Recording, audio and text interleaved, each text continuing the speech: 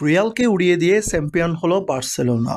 রোববার দিবাগত রাতে জেদ্দার কিং আবদুল্লাহ স্পোর্টস সিটিতে স্প্যানিশ সুপার কুপার ফাইনালে মুখোমুখি হয়েছিল রিয়াল মাদ্রিদ ও বার্সেলোনা। ম্যাচের পঞ্চম মিনিটে কিলিয়ান এমবাপ্পের গোলে এগিয়ে যায় রিয়াল মাদ্রিদ।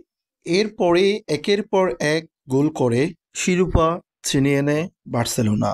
প্রথমার্ধে চারবার রিয়ালের জালে বল জড়ায় তারা।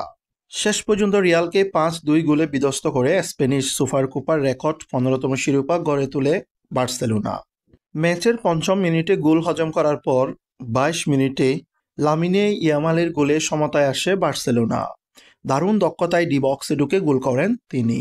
36 মিনিটের মাথায় পেনাল্টি পায় বার্সা। এতে 2-1 গোলে এগিয়ে যায় তারা। 39 মিনিটে সতীর্থের বাড়ানো লম্বা ক্রসে হ্যাট নিয়ে রাফিনহা গোল পেলে ব্যবধান বেড়ে হয় 3-1। বিরতিতে যাওয়ার ঠিক আগ মুহূর্তে আলেজান্দ্রো বালদে গোল করে 4-1 গোলে এগিয়ে থেকে বিরতিতে যায় বার্সেলোনা। বিরতি থেকে ফিরে রাফিনহা তার জোড়া গোল পূর্ণ করেন। তাতে বার্সেলোনা এগিয়ে যায় 5-1 গোলে। 56 মিনিটে গোলরক্ষক লাল কার্ড দেখলে 10 জনের দলে পরিণত হয় বার্সা। এরপরে 60 মিনিটের মাথায় ফ্রি কিক পায় রিয়াল মাদ্রিদ। ফ্রি কিক থেকে রদ্রিগো গোল করে ব্যবধান কমান 5-2-এ। বাকি সময় অবশ্য আর কোনো গোল শোধ দিতে পারেনি রিয়াল, আর বার্সাও পারেনি ব্যবধান বাড়াতে।